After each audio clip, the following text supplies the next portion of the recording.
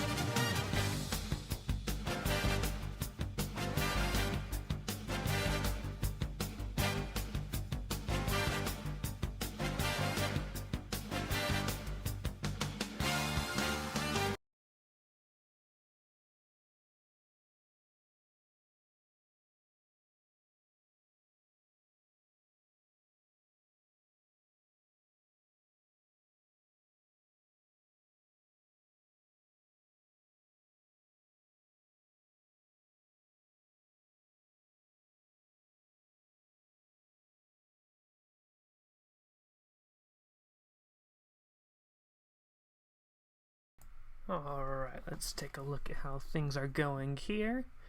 Da-da-da-da. Standard stream. Well, bam, bam, wham, bam in the van. Van, as Rodimus says. Let me get everything up and ready. There we go. Are we good over here? Yes, we are. Alrighty. Hey, what's up, everybody? Primus Prime 22 here, bringing you another live Primus Prime time through the power of the internet. So I think I fixed the stream settings so it's not buffering every 5 seconds. It's probably on your end if it is. The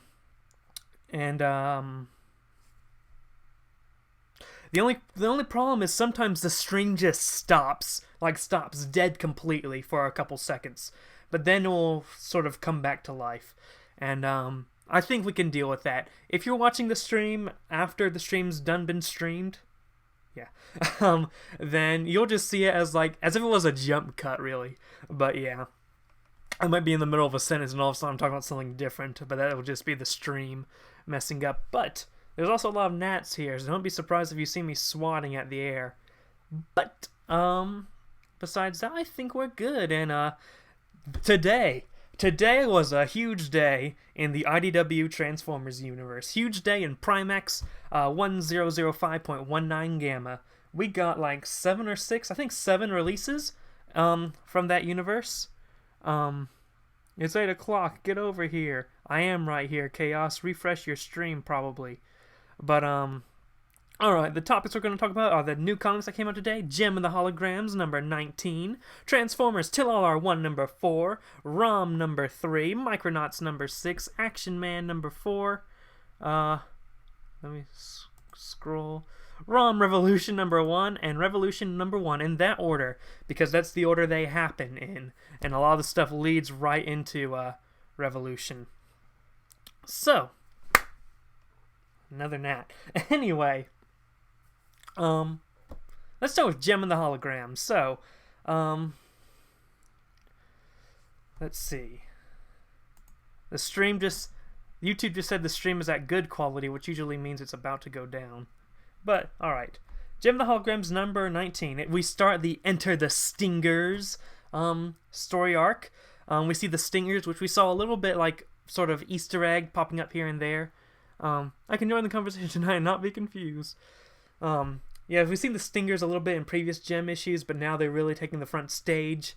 And, so I wrote down some notes here. I started to write notes for each issue like I usually do. Then I realized that there was just too much, and I kind of stopped around ROM number 3. But, we get to see more of Jerrica having identity issues as Gem. She's not stopping being Gem. So that probably will lead somewhere. There was a new artist on this issue. It was a little bit more simplistic, a little more cartoony, and I thought it was fine. I thought it was interesting. I actually kind of like it better than the usual artist. Then we see that the Misfits are failing because they have that extra person. They have what's her face? I forget her name, but they aren't getting that flow in. And 5x5 Studios is trying to get the Stingers into the company. And then Riot goes ahead and goes, alright, here's the deal. By the way, guys, spoilers for everything in this video. Spoilers for everything. Riot comes in and he's like, hey, Riot's a member of the Stingers. And he's like, we'll join your record group, but only if you drop the Misfits. And then Stinger hears that, and it's like, oh crap, oh no. But yeah, am I the only one wondering how Pizzazz can have short hair one issue, but then long hair the next? She cuts it and then regrows it way too fast. What do you think of the DJD? I think they're pretty cool, an interesting and new concept. So it looks like Gem and the Holograms number 19 is setting up things. The whole Enter the Stingers arc looks like it's going to be going into the Misfits series that's been announced. And then I'll have a whole nother series to have to keep up with as part of the IDW universe, but whatever. Rip K-On! Rip everyone. Everyone rip. Jesus. But yeah, I liked Gem and the Holograms number 19. It's one of my more favorite issues in the series. I thoroughly enjoyed it, which is... Usually I have some hang-ups? One of those here or there with the Gem issue. But this issue was on point. I liked it. Moving on from Gem and the Holograms number 19, we have Transformers Till All Are One number 4, aka what the Combiner Wars cartoon series should have been, because the whole combiner mechanic in that issue was amazing. How you had Bruticus just walking around destroying stuff, and you had Blastoff like, guys, maybe we shouldn't be doing this. Maybe we shouldn't be trying to kill everyone. But then you have Brawl and Vortex and Onslaught like talking in unison back to Blastoff. That was pretty cool. But yeah, I'm on 2 different parts on my tablet. Let me update my tablet stream. There we go. Also, Bruticus in general. This is the first and only appearance of Bruticus in the IDW universe. And for those of you who don't know me, Bruticus is my favorite combiner, like, of all time. The Combaticons are my favorite subgroup. I just really love Bruticus and the Combaticons. And they finally show up, and it's one of the best representations of a combiner I've ever seen done in Transformers in general. It was real well done. We get to see that Swindle has a tape of his meeting with Starscream before the Combiner Wars event. Not the cartoon, the actual comic storyline. And so that looks like it can be used as evidence to bring down Starscream. But yeah, better combiners than Combiner Wars. Windblade finally decides to be honest in this one. I really never liked Windblade as a character because she always seemed like a less honest to herself Starscream to me, because she would basically do some like conniving and scheming, but yet she would also think that she's in the right somehow. I never really liked Windblade, but now she's finally deciding to be honest with herself. Took her like how many years? Like about 3 years for her to finally go, okay, I'm done being Starscream. I'm gonna be honest. And then she tells Chromia to go to Chemnus and leave because it won't be safe after she reveals the truth about the acrolite incident. But then Ironhide straight up kills the Combaticons, and then the Bruticus falls apart and dies. So they'll never be able to expose Starscream. And then right after that, Chromia talks to Longtooth and is like, hey, I killed everyone. Windblade has nothing to do with this. I killed everyone back 3 years ago in Acrolite. And in the first issue, we saw that Chromia took off her helmet for a little bit. In this issue, we see the reason behind this, because she wrote the names of the people who died on her head. And that was pretty interesting.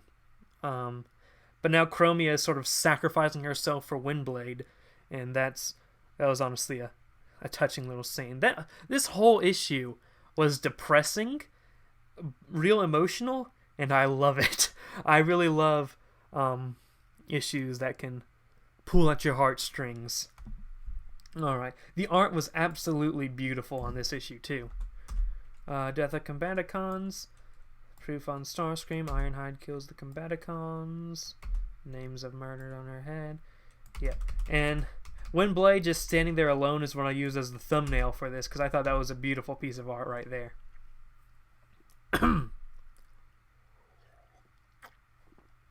Next we got Micronauts number 6. Depressing like Sins of the Wreckers. Sins of the Wreckers was kind of plain, in my opinion.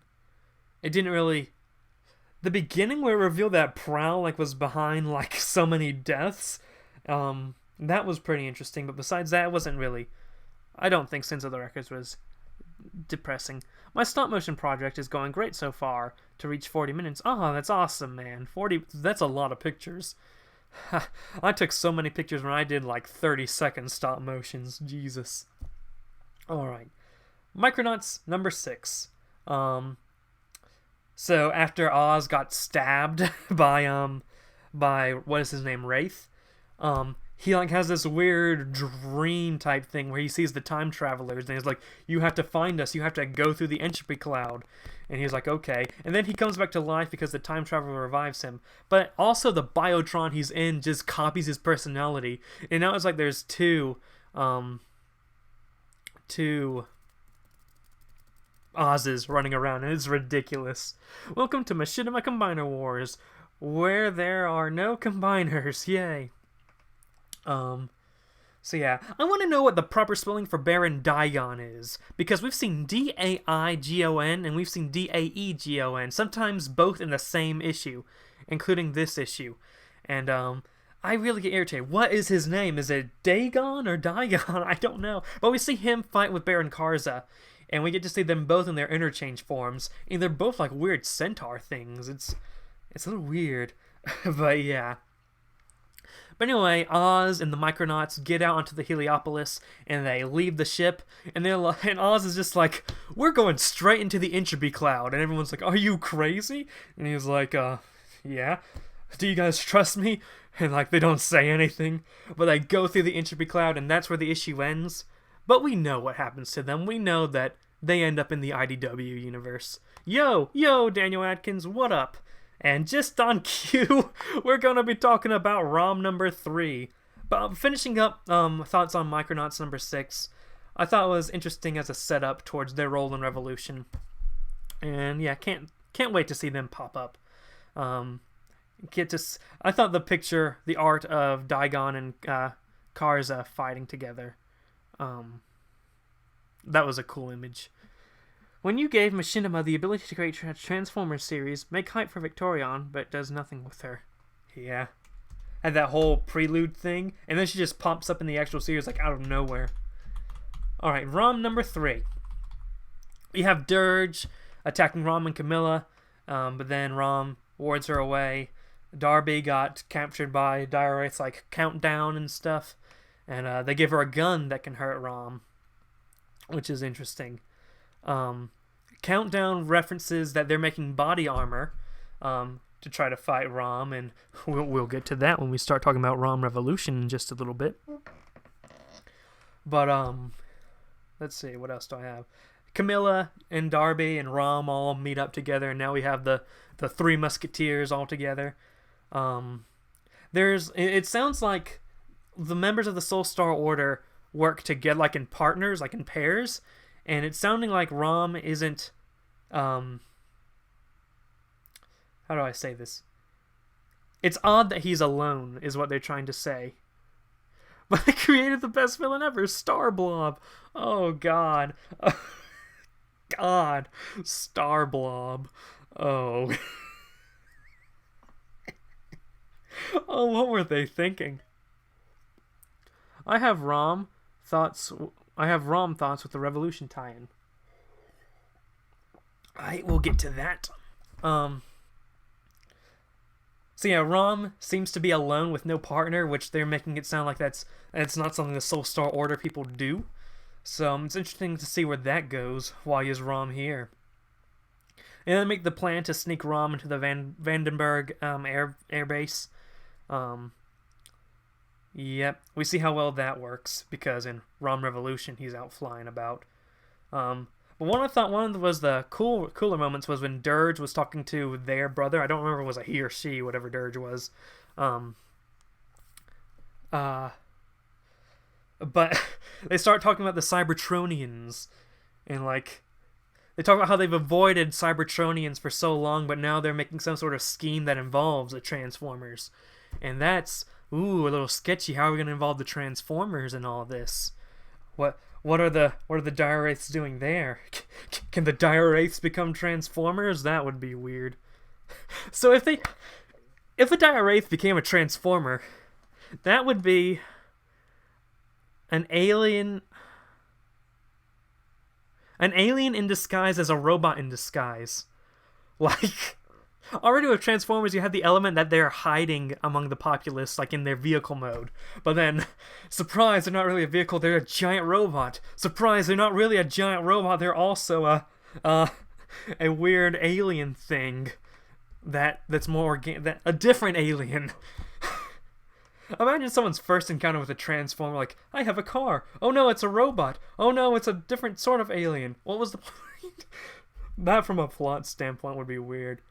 I want to see that meta disguise. Exactly meta disguise. Alright. So the art was good, as usual. More and more IDW things are coming together. Now we're talking more about the Cybertronians directly in ROM. So that's cool. I like this issue. I'm interested to see how ROM number 4 works out. Alright, what's next? Action Man number 4, I think. Action Man number 4. Let me tell you, when I got the comics to read for today, never... If I had to guess, they probably avoided Cybertronians because they can't infiltrate their species. And the Wraiths seem to have been here since around colonial times. That'll be interesting. Yeah. You know, I would assume that they would also possibly be avoiding the Cybertronians since they're giant death machines. I mean, if I lived in the IDW universe, I'd be trying to stay away from Transformers as much as possible. Like, they've destroyed planets. Even the Kree seem to be pretty afraid of the Transformers. And Miss Marvel was talking about how they saw all the planets that had been through Phase 6 that the Decepticons did back in the New Avengers crossover, which we all like to forget, but I don't forget things. Alright. So Action Man. When I got my books for today, I did not expect to hear a reference to the Machination. The Machination was brought up. When was the last time the Machination was brought up in IDW? Probably most of you in here have who have been reading the comics like currently. You probably don't have an idea who the Machination were. That was amazing. They like name dropped Cobra. They name dropped the Coil. They name drop the Machination. Just kept. I guess it is written by John Barber, isn't it? I guess that explains it. I know the Machination. Because you know your Transformers, Daniel. You know it. But, I guess it's written by John Barber, so I guess you'd expect him to bring up stuff like that. Let's see. How many references were in Action Man? They brought up all that. One of the questions I always wondered when looking at All Hail Megatron was, why is it that America, China, and Israel were pretty much wiped off the map with the Decepticon occupation, but Europe was just fine and had enough forces to launch a counterattack? Like Europe, there was no problem with Europe during the occupation. I never expected to get that answer in an Action Man book. When Dr. X or Agent Gale is like, how it talks about how she's been protecting England. England prevails. Like, that was... I did not expect that. I really like Action Man, guys. It's a shame that it's ended now. Like, since it's only a 4-issue miniseries, but I really liked Action Man. It brought up so much continuity references. And, yeah. But to the actual plot. Oh, and Storm Shadow's in it, which means in that whole battle at the end of Snake Eyes Agent of Cobra, like one of the best fight scenes I've ever seen in a G.I. Joe comic was Snake Eyes versus Storm Shadow. That whole grenade exploding thing, yeah, no one died. No one died in that like brutal fight to the death that they had. Didn't like... I'm probably not remembering this correctly, but didn't like Storm Shadow have his like eye taken out or like his arm taken out? Like they did something like they did critical damage to Storm Shadow in that issue, but he seems just fine with the Arashikage clan. Which, by the way, the Arashikage clan has been pretty much close to being wiped out at this point, but they have just enough to be on a plane and work with Dr. X. A lot of comedy in this issue. I really liked it. I think... Yeah, I said this on Twitter. Even though Revolution happened, the award to having the most references to events in the continuity of IDW goes to Action Man number 4, because that was amazing. But yeah. And of course, we have the Revolutionaries set up at the end. Was that a Revolutionary setup? Didn't it end with Storm Shadow and, Baron, Dr. X? We'll see how it goes.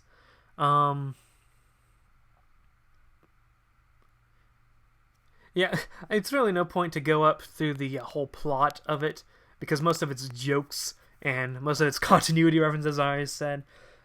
You really get the full experience actually reading it. Dr. X mentioned the Baron. Yes, who is the Baron? Who is the Baron? I don't know who that is. I can't think of anyone. Besides Baron Dagon and Baron Karza, but those are in another universe right now, sort of. But yeah. Next up on the list. ROM Revolution? ROM Revolution. ROM Revolution, aka probably should be ROM number 5, seeing as ROM number 4 takes place in between them. But it happens before ROM number 1. Revolution number 1. What am I saying? Before ROM number 1. I think the Baron could be Ironclaw, a villain from G.I. Joe Extreme. Ah, okay. Okay. But yeah, ROM Revolution. We have this weird... ROM ends up leaving that Vanderberg, I can't remember, Air Force Base, something, since Revolutionaries is going to involve Action Man and Khalistan, which is ruled by Ironclaw. Ah, he rules Khalistan? Okay. But yeah. I was gonna say something. Yeah, something ROM number 4 happens, which hasn't been released yet, and ROM is off with Darby. No, Camilla. And then they get attacked by this dude, and it's revealed that he's this dude who's been like... He has Agent Colton, who... spoiler alert, is a dire wraith, actually. That gets revealed in Revolution number 1. So maybe it's probably best to read ROM Revolution after Revolution number 1. But, they have this whole suit made that's like fueled with Ore-13, Ultra Energon, if you will. And it starts turning this dude into some sort of human wraith hybrid thing. And yeah, he fights Rom. And then Rom and Camilla find out that what's his face? General Colton is behind the whole suit thing. And that Ore-13's involved, and he's like, and Rom's like, well, it looks like I have to go kill General Colton now. And so yeah, so that leads directly to Revolution. Which, by the way, Action Man ends with them sending Action Man on a mission to Greece because there's something they need to look into there. By the way, Chris Rock confirmed ROM Revolution, and the entire event takes place after ROM number 4. Kind of obvious. I mean, I think that's pretty... I don't think that needed to be confirmed. But yeah. So yeah, Action Man starts to lead to Revolution. ROM Revolution leads into Revolution, which I guess brings us to Revolution number 1. Oh boy. It starts off with Action Man going to Greece. He finds that G.I. Joe British dude who's like being killed by all the Ore-13 crystals. And turns out someone has been leading G.I. Joe over to Greece. But why? And then Action Man has to pull out because the Ore-13 explodes, and Mount Olympus explodes. And yeah. So we cut to Autobot City, where Optimus Prime is like, crap! These mountains are exploding because of our snack stash. So, who was that Transformer at the end of the comic? At the end of what comic? Yeah, which comic? Yeah, which comic? So, meanwhile, G.I. Joe, General Colton and Scarlet are like, hey, let's go strike at the Transformers now. And meanwhile, we have Jazz and RC working on, like, humanitarian efforts on Earth, and G.I. Joe's there. And Mainframe, well, we get confirmed that Mainframe isn't dating Scarlet anymore. Beachhead is back after being abandoned in Russia that whole time. Like, how long was he abandoned? That's what I want to know. How long did they leave him in Russia? But yeah. So they're like, hey, let's go take on the Transformers. Secret Raiders, a Revolution prelude. Oh, at the end of Revolution number 0, that was Blitzwing, who got captured at the end of All Hail Optimus. So G.I. Joe and the Autobot and the Transformers fight. Optimus, Victorion, Soundwave, Windblade, they all come over, help duke it out. Really, you have this whole fight scene that reminds me a lot of New Avengers Transformers number 1 and 2. Mainframe talks about how he had a friend that died when Soundwave attacked New York City and all hail Megatron. And, yeah. So he's like, I'm gonna kill them. He's like, I don't know much about Transformers. Which, okay, let me make something clear here. In the G.I. Joe comics, this was before they knew it was going to be a universe, but Mainframe has a mug with the Autobot symbol on it. Like, okay, it was a gag, it was an Easter egg, but then you bring the two things in one universe, and now that can't be that retroactively can't be an Easter egg anymore. It was a very prominent Autobot symbol. But yeah, so he has to be some sort of Autobot supporter, I guess. Which makes us even question. That makes us question Bill Docker's morality even more. Bill Docker, we already thought he was a sort of slimy dude, but now he had that Decepticon symbol shirt on that one issue. And it's like, oh, it's a gag, it's a joke. He's probably a fan of Transformers and cheering for the bad guys. But if you put that retroactively, now that's the same universe, that's pretty much the equivalent of someone wearing like a Nazi shirt with like all the death and destruction the Decepticons brought to Earth.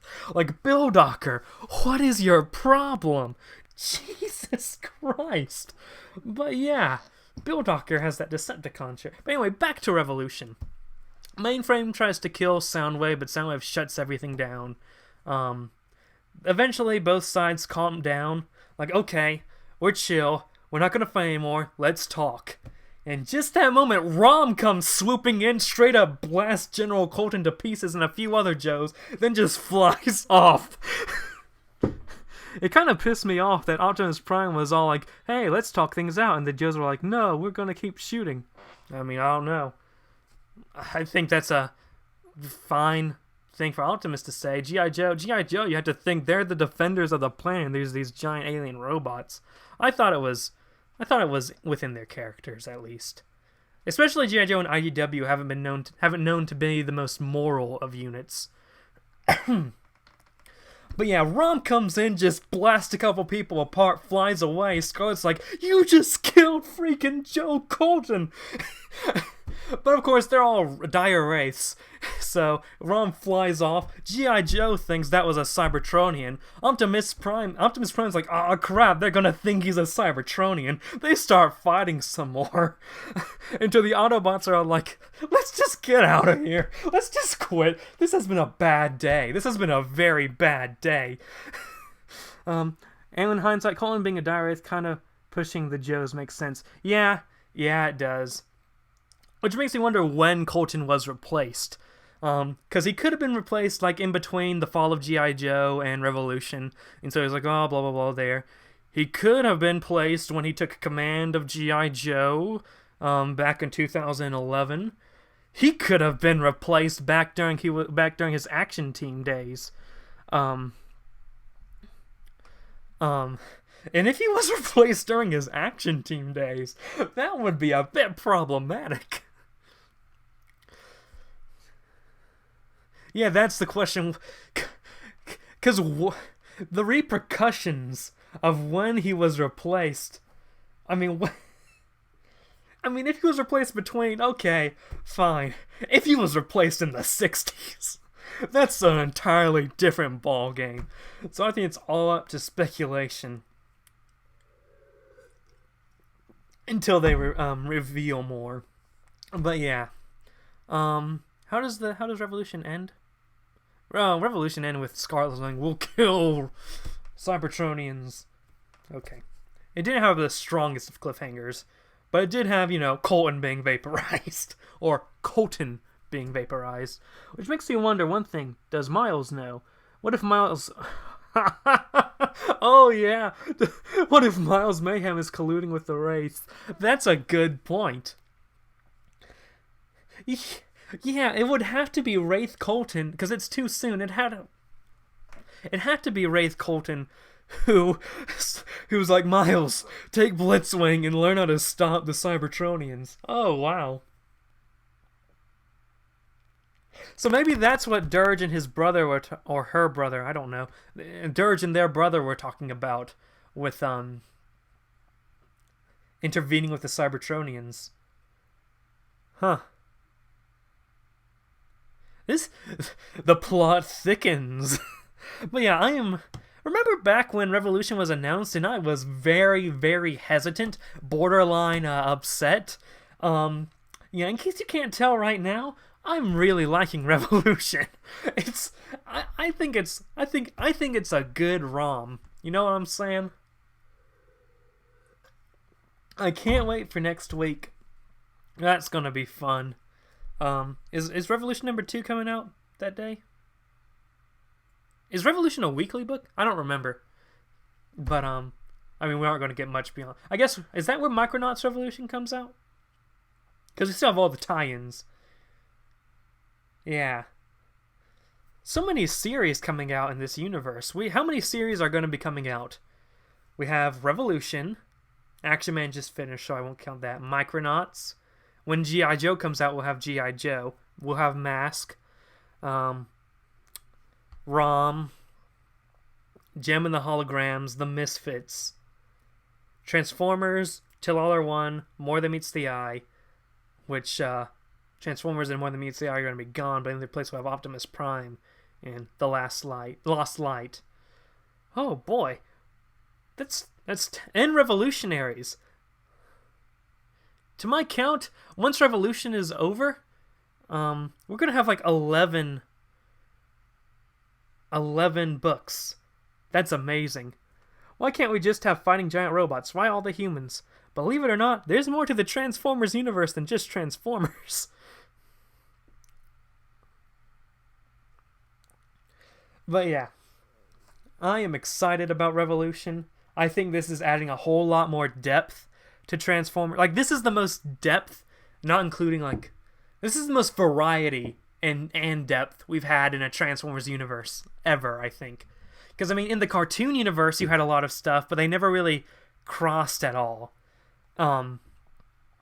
They sometimes did, but not to a amount that mattered. And then in the Marvel comics, G.I. Joe and Transformers are in the same universe, but they barely did anything together. Here we're getting a...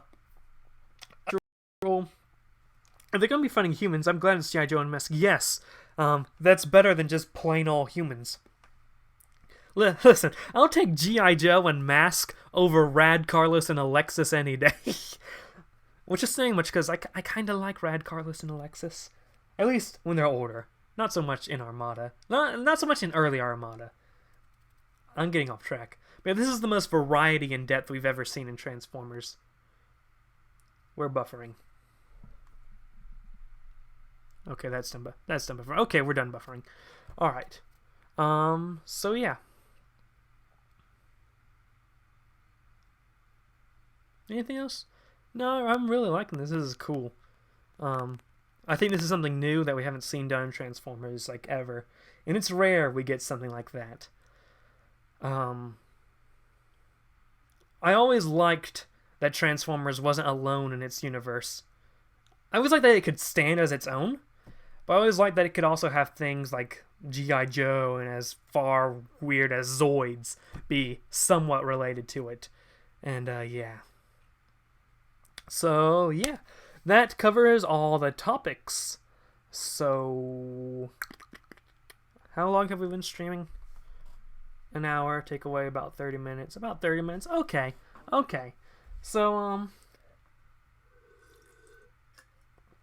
what time is it? 8:33? I actually have homework. Don't forget X-Files. Well, yeah. In the Hearts of Steel universe, yeah. But, yeah. I think that ends everything, guys. So, I think I'm going to end it over here. I need to do homework. But it's only 8:33.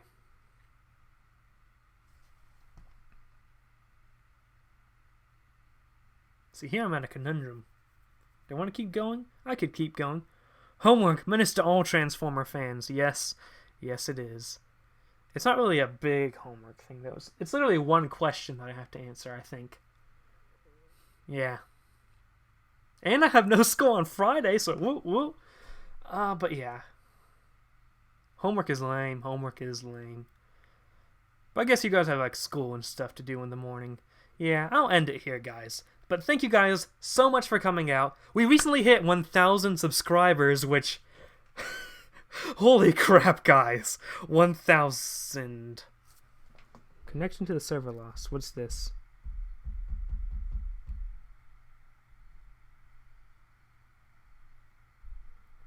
Stream, are you failing me?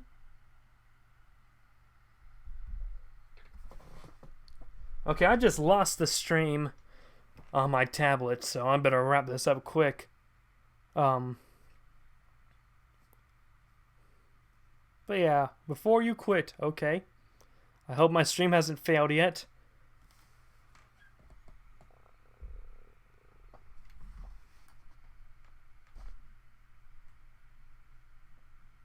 Let me try to pull it up again. Are Wings Universe Sideburn and Robots in Disguise Sideburn the same person? They are not. Sideburn in Wings is a Primax iteration of himself. And Robots in Disguise Sideburn is a Viron version of himself. They're two separate. They might look pretty identical, but they're separate characters. Stream, are you working for me? Why are you not working on my tablet, Streamcoon? Thank you, that's what I said. Are you having an... Tell that to the wiki people. See, this is why I keep a private wiki. I don't trust the TF wiki sometimes, so I have to go and make a private one. Granted, since there's like only like 5 fully finished articles on there, it's pretty crap. But yeah. Okay, my stream's back up on here. Alright, that's good. And yeah, so we reached 1,000... I just graduated from high school. Haha! I'm stuck in college. Alright, so we reached 1,000 subscribers. I'm working on my 1,000 subscriber thank you thing. It's going to be like an almost hour-long Transformers lore. It's basically redoing the original lore videos to be better and more accurate. But that's going to take quite a while to release. But yeah. Thank you guys so much for coming out to this stream. That means a lot to me. And probably Primus Prime Time next week too. I'm still working on Transformers lore, trying to get that done, not having a lot of time. But yeah, thank you guys so much for watching. Subscribe if you haven't yet, and have a good day, ladies and gentlemen. This is the part where I pull up the intermission thing to make sure that I don't get fully cut off at the end.